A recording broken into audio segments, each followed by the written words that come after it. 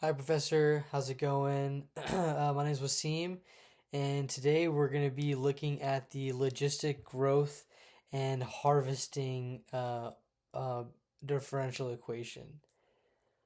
Um, we'll look at how populations grow and what limits that growth, specifically when it comes to harvesting, and how that human activity with harvesting impacts the growth um, differential equation.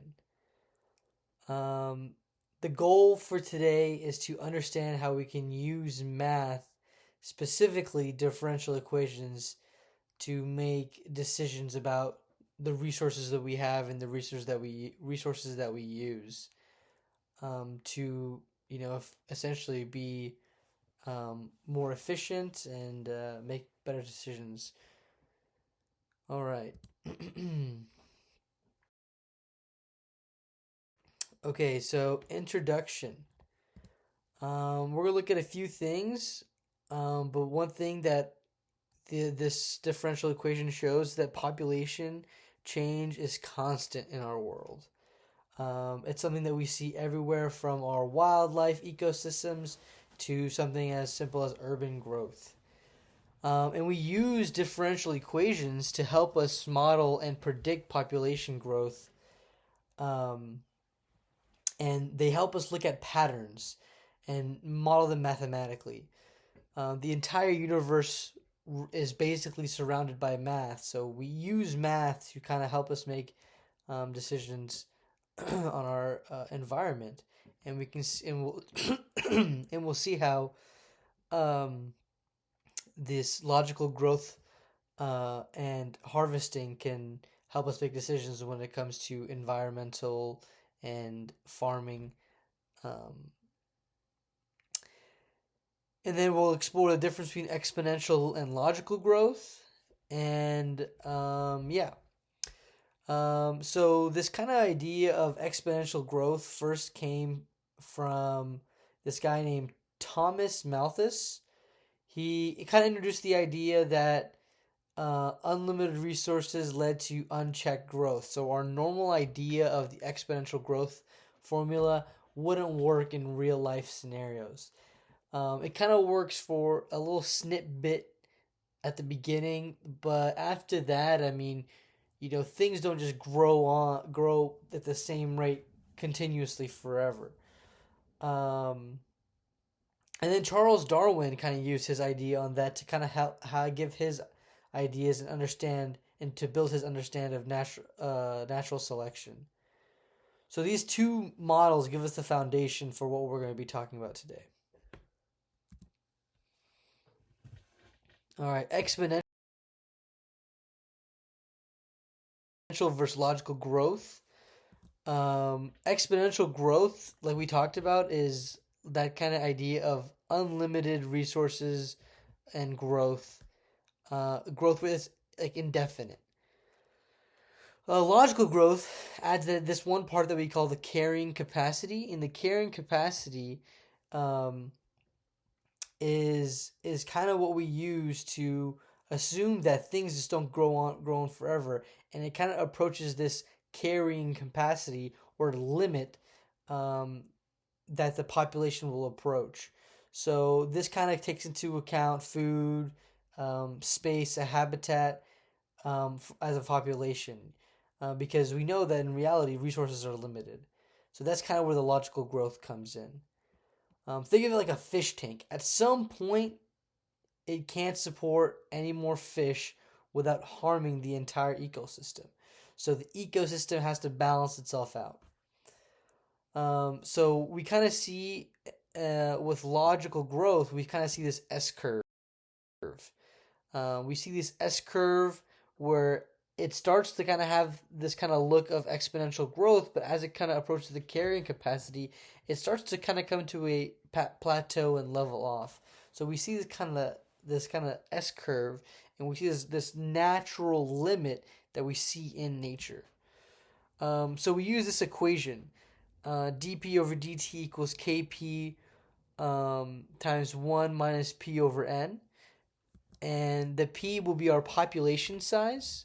The dP over dt is going to be our change of rate of population over time. Our K is going to be that intrinsic growth rate. So depending on the population and the subject that we're looking at, there's this natural intrinsic growth rate that we want to look at that population has.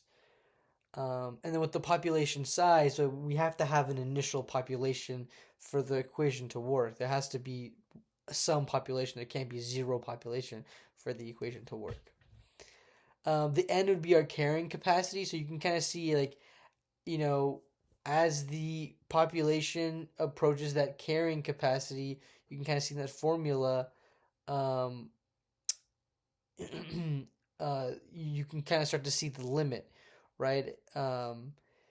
If the population was equal to the carrying capacity, then we would just get 0 for that, and the equation would be 0. It wouldn't work.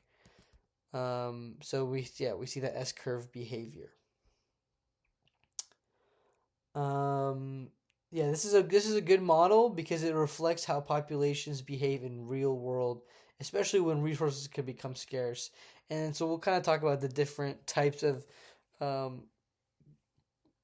curves that we'll see in nature. So now what we'll have right here is us solving for the general solution. We'll start with is we'll kind of we'll move the p's to one side, so we're solving for p on one side and solving for dt on the other side. And then we'll go ahead and we'll integrate both sides, solving for p, and then we get p equals a constant e rt, and r can also be represented by k, and then we have k minus p. So we can kind of see our general solution here if we're just solving for the population. So harvesting is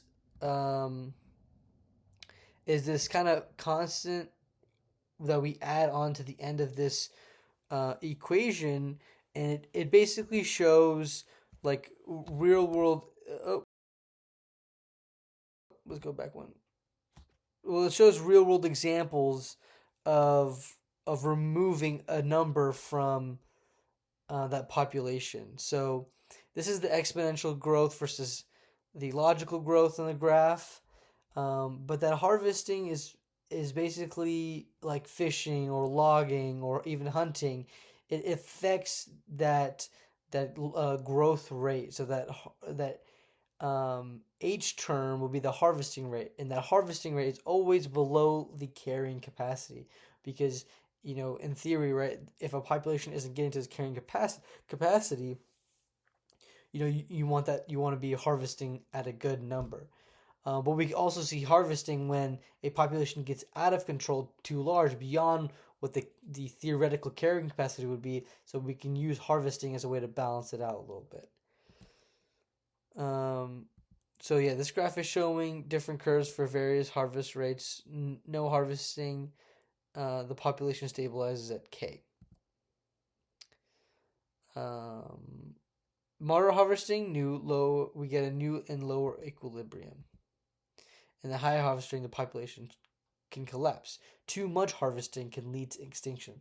We need to leave time for the population to grow. This kind of puts us at a critical point, and why over harvesting can be dangerous. Our equilibrium and phase line. So we can kind of see our graphs here. If we look at this graph about a phase line, we can see that before and after the point of equilibrium, we get a net negative value, and in between the 2 points, we get a positive value. And then this kind of this 2-line graph shows our asymptotes, or our solutions. So we want to define our equilibrium points where dP over dt equals 0. So where it's going to be approaching those points. The phase line diagram shows our 2 points unstable points. So below, uh, this would be like the harvesting rate being too low, which will lead to a crash. And then above is when it would be high and it'll lead to a recovery in population. Um, if the equilibrium is stable, the population can recover. But if it drops below that unstable point, then it can crash, lead to an extinction. Um, Now, solving for the equilibrium points, we can kind of see here we're solving for that h, because we're solving for, well, what would be the too high of a harvesting rate that would lead to extinction.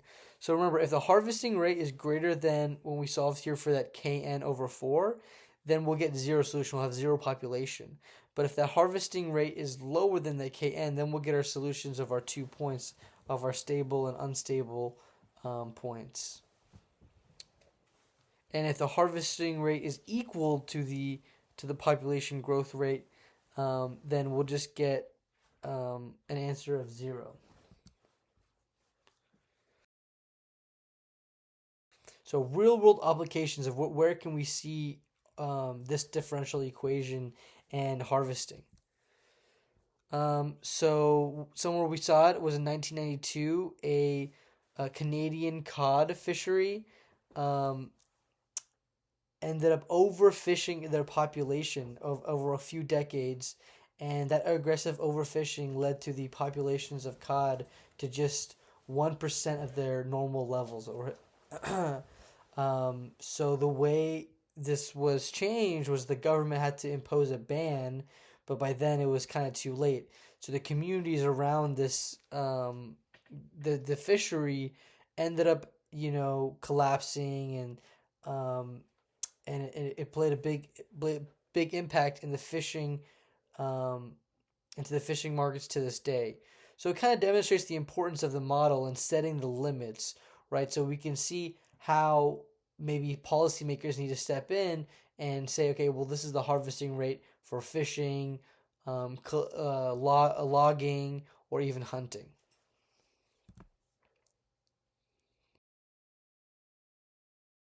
So the limitations in the harvesting model is we're assuming a constant or proportional rates. The best models have limitations, and this constant rate, it just assumes proportionality, but it's rare. It's not rarely true, but it's not always true. So it ignores seasonality or time delays. So there's a fishing season, and sometimes the fishing season can vary. So that can play a factor into the harvesting rate and the timeline of our harvesting. Also crops, the seasonality can change. So sometimes during the year or during the time frame you might not be harvesting, and sometimes you're going to be harvesting at a lot higher rate because it's the time where the plants have fully bloomed. They don't include effort or resource constraints. So like your harvesting rate is dependent on how fast you can harvest. So if we're not harvesting at that rate, I mean that harvesting rate is going to be a lot lower than the logical growth rate. That doesn't include any kind of economic or environmental variability. So depending on the again, like we said, the seasons, or if it's a bad season, but also if there's some sort of economic constraint, it doesn't take that into consideration. So why does this matter? Like why does this growth matter? This growth equation matter, and paying attention to and tracking it matter? Well, real world systems are complex, so we need to have a system of kind of balancing itself out when it comes to taking and giving from the environment. Um, more accurate math models will lead to better policy outside of math. So whether that be, for example, building some sort of policies to help with environmental causes, or it could, mean something totally different when we're looking at math to the environment. It helps us be more sustainable and more effective when we're looking at the environment and the economy. This is where math becomes not just useful, or but it becomes necessary, right? To move through our planet, we have to use some level of math.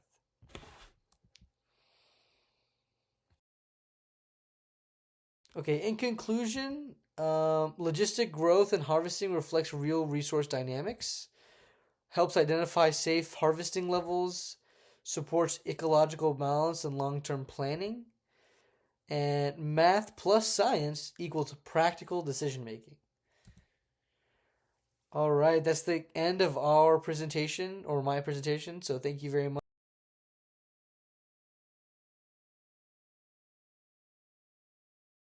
Here are my sources if you are interested in kind of delving deeper into it or finding out where I found my information. Thank you.